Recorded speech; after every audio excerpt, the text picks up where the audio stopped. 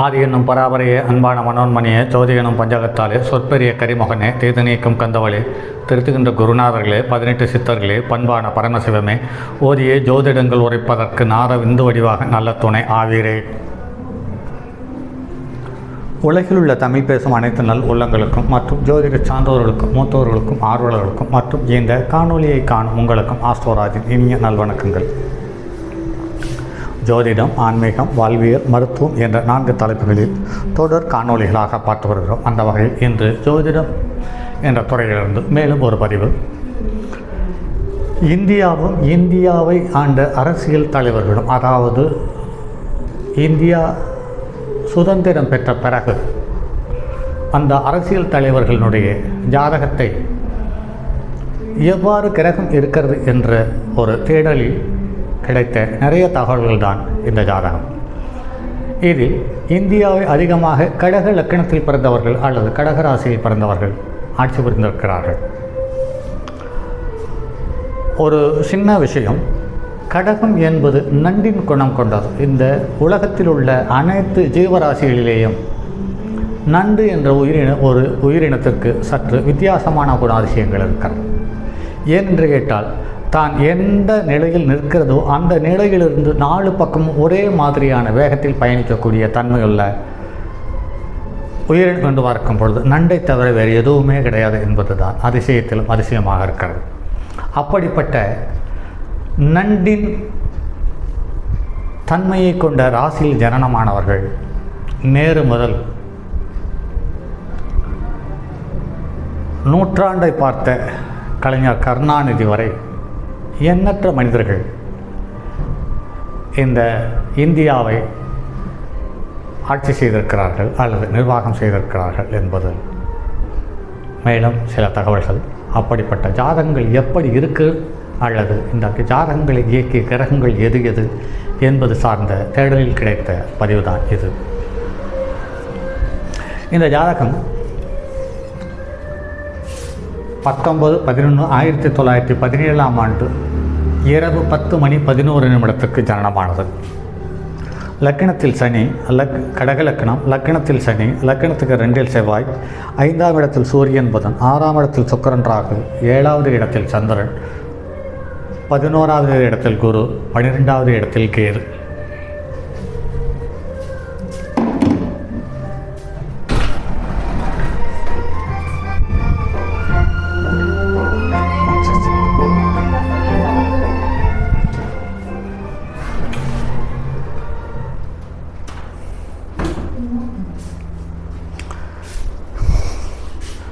பதினோராவது இடத்தில் குரு வக்ரம், 12வது இடத்தில் கேது.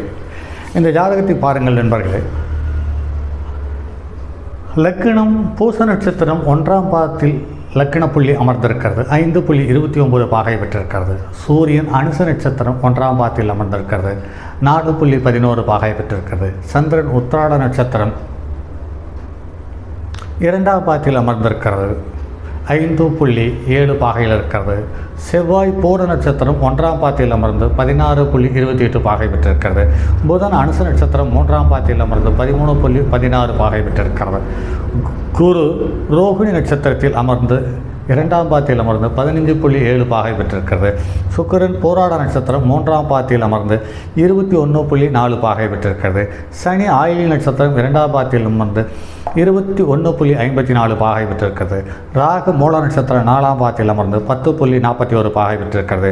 கேது திருவாதிரை நட்சத்திரம் 2ஆம் பாதத்தில் அமர்ந்து 10.41 பாகை பெற்றிருக்கிறது. இந்த ஜாதகத்தில் லக்னம் 7க்குரிய மாரகாதிபதியினுடைய சாரத்தில் அமர்ந்திருக்கிறது. அடுத்து சூரியன் என்று பார்க்கும் பொழுது 7க்குரியவனுடைய சாரத்திலும் 8க்குரியவனுடைய சாரத்திலேயும் அமைந்திருக்கிறது. சந்திரன் சூரியனுடைய சாரம், அதாவது லக்கணத்துக்கு மாரகாதிபதியினுடைய சாரம் பெற்று 7ஆம் இடத்தில் இருக்கிறது. செவ்வாய் பூர நட்சத்திரம் 11க்குரிய பாதகாதிபதியினுடைய சாரத்தில் இருக்கிறது. புதன் அனுச நட்சத்திரம் 3ஆம் பாதத்தில் 7, 8க்குரியவனுடைய சாரத்தில் இருக்கிறது. இதில் குரு மட்டும் வக்கிரம் பெற்று ரோகிணி நட்சத்திரத்தில் இருக்கிறது, அதாவது லக்னாதிபதியினுடைய நட்சத்திரத்தில் இருக்கிறது. சுக்கிரன் பூராட நட்சத்திரம் 3ஆம் பாத்தியில் அமர்ந்து சுக்கிரன் தன்னுடைய சுயசாரத்தில் இருக்கிறது. அதாவது 11க்குரியவனுடைய சாரத்தில் வலுவாக இருக்கிறது. அது ராகுவோடு சம்பந்தப்பட்டிருக்கிறது. அடுத்தது சனியும் லக்கினத்துக்கு 3-12க்குரிய சாரம் மட்டுமல்லாமல் சந்திரன் என்ற வீட்டிற்கு 6-9க்குரியவனுடைய சாரமான சனி ஆயுள நட்சத்திரத்தினுடைய சாரத்தை பெற்று 21.54 பாகை பெற்றிருக்கிறது. ராகு மூல நட்சத்திரம் 4ஆம் பாத்தியில் அமர்ந்து 10.41 பாகை பெற்றிருக்கிறது. கேது திருவாதிரை நட்சத்திரம் 2ஆம் பாத்தியில் அமர்ந்து 10.41 பாகை பெற்றிருக்கிறது. இவர் நேருவுக்கு பிறகு தன் அப்பாவின் வழியில் இவர் அரசியலுக்கு வந்தவர். இந்த அரசியலுக்கு வந்த பிறகு இந்தியாவை வளமான வளர்ச்சி மிக்க நாடாக காட்டிக்கொண்டார் என்பது மட்டும்தானே ஒழிய அன்று நான் படிக்கின்ற காலத்தில் இந்திரா காந்தியை பெரிதாக சொல்லப்பட்டது. ஊடகங்கள் அவ்வாறு காட்டியிருக்கிறார்.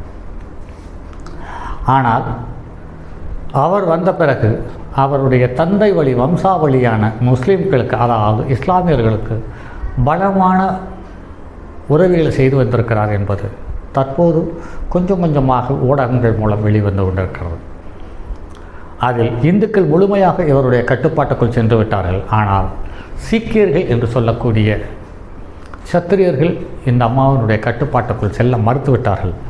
அவர்களையும் தன்னுடைய கட்டுப்பாட்டுக்குள் வந்து முழுமையாக இஸ்லாமிய நாடாக மாற்றுவதற்கான முயற்சியில் பலமாக இறங்கி அவர்களுடைய புனித கோயிலான தங்கக்கோவில் இராணுவத்தை அனுப்பி பலமான பிரச்சனைகளை சந்தித்து பலமான எதிர்ப்பை சம்பாதித்தார். அந்த சீக்கியர்களே கடைசியில் இவருக்கு யமனாக அமைந்தார்கள். எந்த அளவுக்கு இவரை முழுமையாக பாதுகாக்கக்கூடிய தன்மையோடு யாரை நியமித்திருந்தார்களோ அவர்களே சீக்கியர்களாக பிறந்ததால் அவர்களால் தாங்கிக் கொள்ள முடியவில்லை. இந்த ஒற்றை பெண் தலைவர் நம் இனத்தையே நசுக்க பார்க்கிறார் என்று கடைசியில் இவரை சுட்டு கொன்றுவிட்டார்கள். அப்படிப்பட்ட இந்த இஸ்லாமியர் என்று பார்க்கும் பொழுது அன்று முதல் இன்று வரை இந்திய அரசும் சரி, தமிழ்நாடு அரசும் சரி, இஸ்லாமியர்களுக்கு சிறுபான்மையினர் என்று ஒரு பெயரை வைத்து அவர்களுக்கென்று தனித்துவ தன்மையான உதவிகளை செய்து கொண்டிருக்கிறது அரசு. அதுவும் இந்த கடைசியில் வந்த கடந்த 60 வருடங்களாக இருந்து கொண்டிருந்த இந்த திராவிட கழகங்களும் முழுமையாக இஸ்லாமியருக்கே உதவி செய்திருக்கிறது.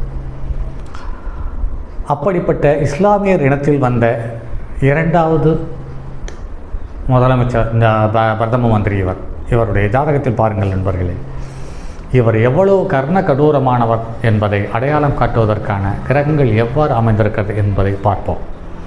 பாருங்கள் நண்பர்களே, முதல் பரிவர்த்தனை சந்திரனும் சனியும், 2வது பரிவர்த்தனை செவ்வாயும் சூரியனும், 3வது பரிவர்த்தனை சுக்கிரனும் குருவும். இந்த புதன் என்ற ஒரு ஒற்றை கிரகத்தை தவிர மீதி அனைத்து கிரகம் பரிவர்த்தனை பெற்றிருக்கிறது. ஆக இவர்கள் எந்த ஒரு முயற்சி எடுத்தாலும் எந்தெந்த இடத்தில் நெருடர்களும் சிக்கல்களும் வருவதோ அந்த இடத்தை தனியாக பிரித்து கையாண்டு அதை அந்த இடத்தில் தான் என்ன நினைத்தார்களோ அவர்கள் தக்க வைத்து கொள்வதற்கான வாய்ப்பை உண்டு பண்ணி நிறைய விஷயங்களை இவர்கள் சாதித்திருக்கிறார்கள். ஆனால் இந்த அம்மாவினுடைய ஆட்சியில்தான் முஸ்லிம்கள் பெருடியான வளர்ச்சியை பெற்றிருக்கிறார்கள் என்பது காலப்போக்கில் நமக்கு வலைதளங்கள் மூலமாகவும் ஊடகங்கள் மூலமாகவும் தெரிகிறது. இன்றும் இவர்கள் ஆரம்பித்த அல்லது இவர்கள் தொடர்ந்து கையாண்டு வந்த காங்கிரஸ் என்ற ஒரு கட்சியை தனித்துவம் கண்ட கட்சியாக அடையாளம் காட்டி வந்து கொண்டிருக்கிறார்கள். அது இந்துக்களுக்கு பலமான பாதகத்தையும் சங்கடத்தையும் உண்டு பண்ணி தந்து கொண்டிருக்கிறது என்பது நடைமுறையில் பார்க்க முடிகிறது. ஆக இந்த கடகலக்கணத்தில் பிறந்தவர்கள் அனைவரும் காலபுருஷனுக்கு 5ஆம் இடம் என்று சொல்லக்கூடிய பஞ்சமஸ்தானத்திற்கு, அதாவது பூர்வ புண்ணிய ஸ்தானத்துக்கு 12ஆம் இடத்திலிருந்து அவர்கள் இடம்பெயர்ந்து வந்து ஒரு மிகப்பெரிய சாதனையாளர்களாக இருக்கிறார்கள் என்பதுதான் இங்கு நடைமுறையில் பார்க்க முடிகிறது. இப்படிப்பட்ட லக்கணத்துக்கு 1-7 ஒரு பரிவர்த்தனை என்பது கர்ண கடூரமான பலமான பாதிப்புகளையும் சங்கடத்தையும் தந்துவிடுகிறது. 2-5 ஒரு பரிவர்த்தனை என்பது இவர்களுடைய புகழை திரித்து காட்டி எல்லோரையும் நம்ப வைத்து அதே சமயத்தில் தன்னை பெரியாள் என்று அடையாளப்படுத்திக் கொள்வதற்கான சந்தர்ப்ப சூழ்நிலை உண்டு பண்ணி தந்திருக்கிறது. லக்கணத்துக்கு 6-11 என்று பார்க்கும் பொழுது அவர்களும் பரிவர்த்தனை பெற்று எதிரிகளை தன்னுடைய கட்டுப்பாட்டுக்குள் வைத்துக்கொண்டு இருப்பது மட்டுமல்லாமல் அவர்களை பலமான பாதிப்புக்கு உட்படுத்தி தன்னுடைய கட்டுப்பாட்டுக்குள் வைத்துக் கொள்ளக்கூடிய தகுதியையும் இவர்கள் பெற்றிருக்கிறார்கள் என்பதுதான் இங்கு மேலும் தகவல்கள்.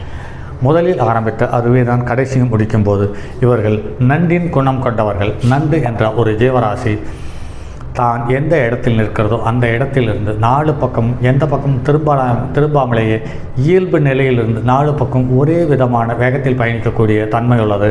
அந்த நண்டின் குணம் கொண்டவர்கள் எந்த நாட்டில் வந்தாலும் எந்த மதத்திலிருந்து எந்த ஒரு மதத்திற்கு இடையில் வந்தாலும் அந்த மதத்தை பிரித்தாளும் கொள்கையை பயன்படுத்தி அவர்களை நசுக்கி தன்னுடைய கட்டுப்பாட்டுக்குள் வைத்துக்கொண்டு வாழ்ந்து முடிக்கின்ற தகுதியை பெற்றிருக்கிறார்கள் என்பது நடைமுறையில் பார்க்க முடிகிறது. அப்படிப்பட்ட கடகலக்கணம்தான் இந்தியாவினுடைய பெரிய பிரதமர் என்பதையும் இது உலகம் முழுவதும் அடையாளம் காட்டிய ஒரு ஜாதகம். இது அந்த பெண்மணி அப்படி செய்தார்கள் என்பதை விட அந்த பெண்மணிக்கு இந்த கிரகங்கள் உதவிகரமாக இருந்து பலமான சங்கடங்களை அல்லது சங்கடங்களையும் கருத்து முரண்பாடான செயல்களையும் செய்வதற்கு இந்த கிரகங்களே துணை போயின என்பதுதான் மேலும் நாம் ஒரு ஜோதிடனாக நம் கண்ணில் பட்ட தகவல்கள் என்பதுதான் இறுதியான தகவல். சரி நண்பர்களே, மற்றும் அடுத்தது ஒரு பதிவில் சந்திப்போம். அதுவரை உங்களிடமிருந்து விடைபெறுவது உங்கள் அன்பு நண்பன் எம் ராஜரத்தினம். தங்கமான் மழுவோடேந்தி தன்மதி தலையில் கொண்டோர் மங்கையர் பதிக்கச் சொன்ன மாமொழி ஜோதிடத்தை இங்கு யாம் உரைப்பதற்கோர் இமை என்னும் பிழை வராமல் காக்க செங்கன் மால்மருகன் யானைச்சிறன் பதம் காப்பதாமே.